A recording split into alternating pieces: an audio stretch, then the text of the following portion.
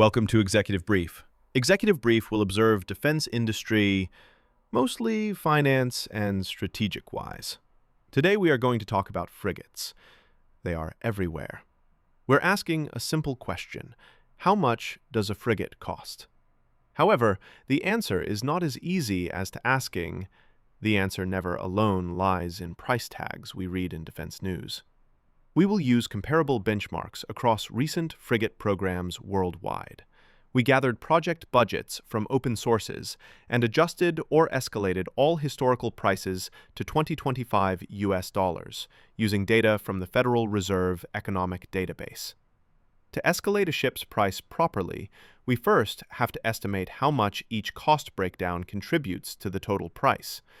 While each ship class differs, we have used a common cost-share model as an educated approximation.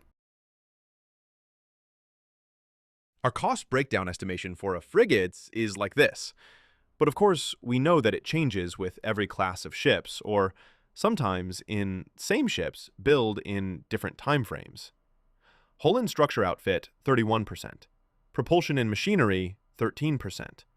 Electronics, sensors, and C4I, 24%. Weapons and launch integration, 20%. Labor and overhead, 12%. The main cost breakdown will not be enough to escalate prices to 2025. Then each of these needs further refined, such as hull costs use indices for shipbuilding, steel, and non-ferrous metals. Electronics are linked to semiconductors and communications equipment indices. In one class, combat systems might comprise 30% of the ship, while other may rely on different configurations and less share of combat systems in total price. In our examples, luckily we have ships of same class, which demonstrates how selection of systems or type of contract may change the total price and eventually price tag of the ship. Please note that the numbers you will see here collected from open sources without any knowledge of details of the actual contracts. Furthermore, only buyer and purchaser has the cost breakdowns of the packages, like training, value of technology transfer, guarantee, spares, right to produce, engine requirements, facilities to be built. Other than these, mutually agreed definition of transfer of technology has a key part. Localization price has also its own factors, like cost of labor, productivity of shipyards, availability of experienced and trained labor market, production maturity of host nation. All in all, sometimes even buyer may also not have total cost details. Our viewers should note that financial numbers open in public have errors in their nature. Our escalation to 2025 have also margin of error.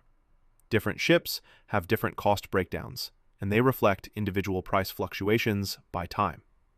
For example, it is widely known that new technologies and weapon systems always pricier, and not everybody have access, and their prices are less known, while steel price is globally known and steel is mostly available.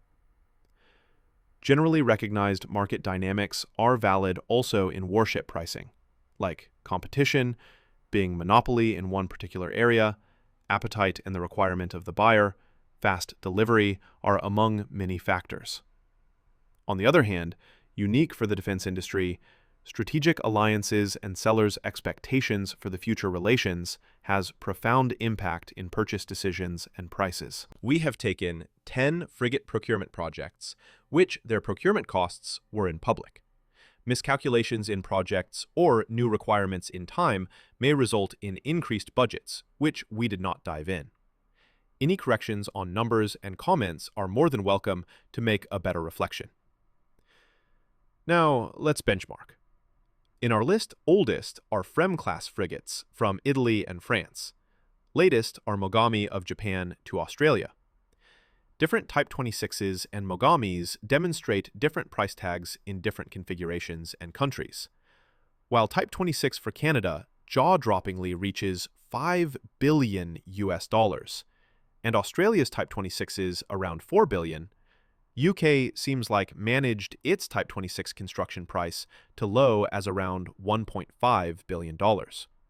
Canada's budget watchdog estimates total cost of ownership as $20.4 billion for a frigate to own, operate, and eventually dispose of ships. If the estimate is correct, the budget is more than aircraft carriers of Britain. We really wonder cost breakdowns of these Canada and Australia contracts. We know that back in 2017, Naval Group and Fincantieri landed an unsolicited offer, which were almost half the price with faster delivery and proven design, at least for Fincantieri Frem, but not accepted.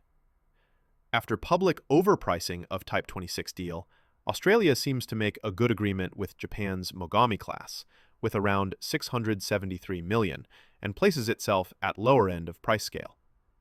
From the table, we can see that medium is around $1.1 to $1.5 billion, if we exclude upper and lower end prices. Obviously, price alone never tells the full story.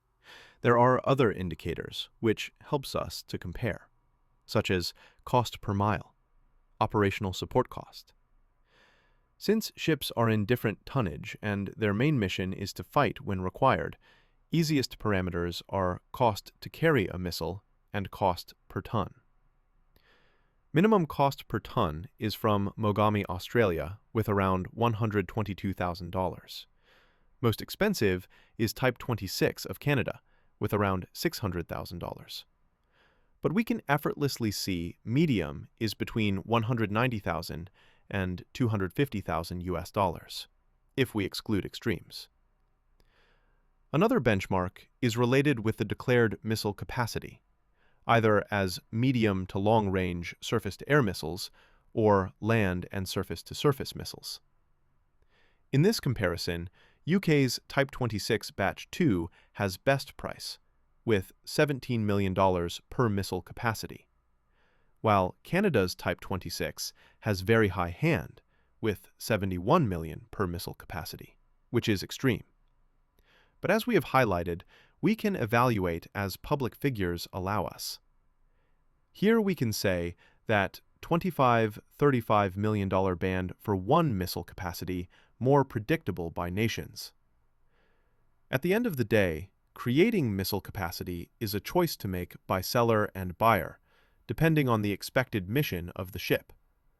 More missile capacity may lower this cost parameter, but may mean sacrificing from another capability of the ship. At the end, all vehicles of war are designed around the choice of maneuver, protection, and firepower balance. Frigates are more than steel and electronics. They're floating strategies. The next time you see a frigate launch or contract signing ceremony, remember, its true cost isn't just in dollars, but in politics, technology, manpower, production, alliances, and decades of upkeep with in-depth logistics. Thank you for being with us. Your comments and likes will encourage us for better. Subscribe and set alert for future videos. Stay safe.